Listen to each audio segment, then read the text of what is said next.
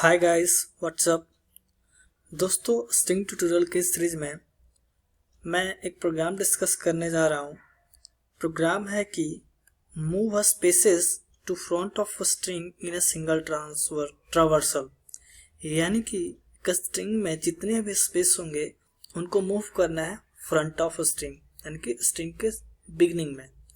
तो जैसा कि यहाँ पे आप देख सकते हैं, एक स्ट्रिंग मैंने इनपुट लिया है जहाँ पे ए स्पेस बी स्पेस सी स्पेस डी है। तो इसका आउटपुट क्या होना चाहिए? कितने स्पेस हैं? ए और बी के बीच में एक, बी और सी के बीच में एक, सी और डी के बीच में स्पेस, यानी कि टोटल 3 स्पेस है। उन 3 स्पेस को स्ट्रिंग के बिगनिंग में मूव करना है। तो क्या बचेगा? बिगनिंग में 3 स्पेस होंगे और ABCD आउटपुट होंगे। तो चलिए इसके प्रोग्राम को डिस्कस करते हैं। बहुत ही सिंपल प्रोग्राम है। तो आइए दोस्तों इसके प्रोग्राम को डिस्कस करते हैं। अगर दोस्तों आपने अभी तक मेरा चैनल सब्सक्राइब नहीं किया है तो कर दें, क्योंकि मैं इसी तरह ट्यूटोरियल बनाता रहूँगा जो कि प्लेसमेंट के लिए बहुत ही उपयोगी होगा। जो भी क्वेश्चन प्लेसमेंट में पूछे जाते हैं मैं उन क्वेश्चन को डिस्कस करूँगा और आप जल्द से जल्द सब्सक्राइब कर दें ताकि मेरा ट्यूटोरियल आप तक पहुँच सके। चलिए इसके प्रोग्राम को देखते हैं। दोस्तों, मैंने बहुत ही सिंपल लॉजिक अप्लाई किया है। इसमें मेन फंक्शन में मैंने स्ट्रिंग इनपुट कराया है गेटलाइन के थ्रू, जो कि C++ का बिल्ट इन फंक्शन है जो कि स्ट्रिंग को इनपुट लेता है। ठीक है। यहाँ पे मैंने मूव स्पेस नाम का एक फंक्शन बनाया है ऊपर में, जिसमें स्ट्रिंग को पास कराया। यहाँ पे मूव स्पेस बिगिनिंग में मैंने स्ट्रिंग को एज आर्गुमेंट एक्सेप्ट किया। तो दोस्तों इस फंक्शन में मैं क्या कर रहा हूँ कि मैं उस स्ट्रिंग को इंड टू बिगिनिंग ट्रावर्सल कर रहा हूँ। तो इंड टू बिगिनिंग के लिए सबसे पहले स्ट्रिंग के लेंथ को कैलकुलेट करेंगे, जिसको कि आई नाम के वेरिएबल में स्टोर कराया।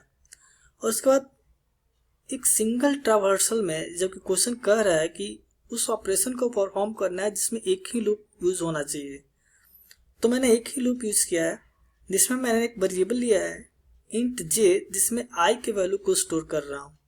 और मैंने इसमें लॉजिक ये लगाया है कि जब जब एस ऑफ जे पे स्पेस मिलेगा तब तक वो स्वैप कैरेक्टर को नहीं करेगा। अगर S of J not equal to space, यानी कि एस ऑफ जे पोजीशन पे स्पेस नहीं होगा तभी उसको स्वैप करेगा। तो स्वैप करने से क्या होगा? यहाँ पे आप देख सकते हैं कि आई एंड जे का वैल्यू शुरू में सेम है, इक्वल है, और जे भी डिक्रीज हो रहा है, आई भी डिक्रीज हो रहा है।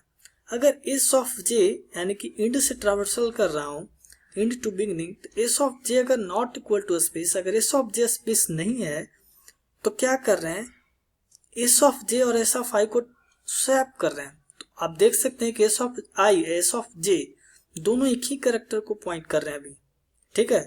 तो जब जब यहाँ पे नॉट इक्वल टू स्पेस है तो दोनों जो इंडेक्सेस हैं एक ही कैरेक्टर को पॉइंट कर रहे हैं, और दोनों स्वैप करिएगा तो क्या होगा? वो कैरेक्टर उसी पोजीशन पर रहेगा, क्योंकि दोनों एक ही कैरेक्टर को स्वैप कर रहे हैं तो उसी पोजीशन पर रहेंगे, और आई का वैल्यू भी डिक्रीज हो रहा है और जे का वैल्यू भी।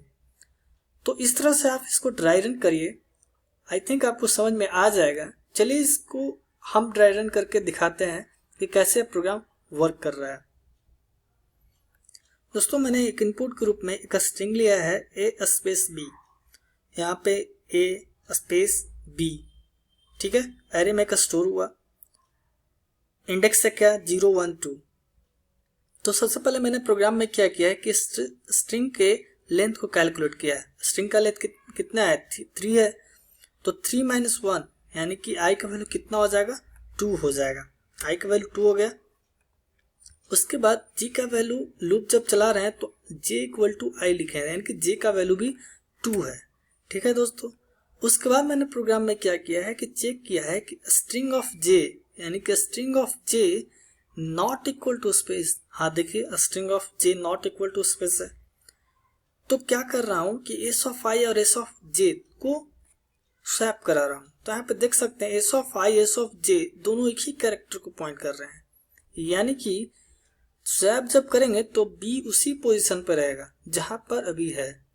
उसके बाद आई का वैल्यू भी -1 हो रहा है और जे का वैल्यू भी -1 हो रहा है। ठीक है। जे का वैल्यू भी डिक्रीज हो गया 1 से। अब देखिए S of J not equal to space, जबकि यहाँ पे तो स्पेस है एस ऑफ जे के पास। तो क्या कर रहा हूँ, स्वैप नहीं करा रहा हूँ। तो स्वैप नहीं करा रहे हैं तो उस बॉडी में जाएगा ही नहीं, तो आई का वैल्यू डिक्रीज होगा नहीं, सिर्फ जे का वैल्यू डिक्रीज हो रहा है, यानी कि जे का वैल्यू कितना हो जाएगा, 0 हो जाएगा। ठीक है, फिर से लूप में आया, 0 ग्रेटर देन इक्वल टू 0, हाँ है। उसके बाद S of 0 not equal to space, हाँ एस ऑफ जे यानी कि S of 0 not equal to space सही है, क्योंकि यहाँ पे कैरेक्टर क्या है, ए है। तो क्या करा रहा हूँ कि एस ऑफ जे और एस ऑफ आई को स्वैप करा रहा हूँ। तो जब आप स्वैप करेंगे, एस ऑफ जे पे क्या है, स्पेस है, एस ऑफ आई पे क्या है, ए है। तो दोनों को स्वैप कराएंगे तो क्या होगा, यहाँ पे ए आ जाएगा और यहाँ पे क्या हो जाएगा, वैल्यू इंटरचेंज होगा ना, तो यहाँ पे क्या हो जाएगा, यहाँ पे स्पेस हो जाएगा, यानी कि मैं इसे छोटा कर देता हूँ, यानी कि यहाँ पे स्पेस हो जाएगा। उसके बाद क्या हो जाएगा, जे का वैल्यू भी डिक्रीज हो जाएगा, यानी कि जे का वैल्यू डिक्रीज कितना होगा, -1, और आई का वैल्यू भी डिक्रीज हो जाएगा कितना, 0। फिर से लूप में जाएगा, J greater than equal to 0, condition false.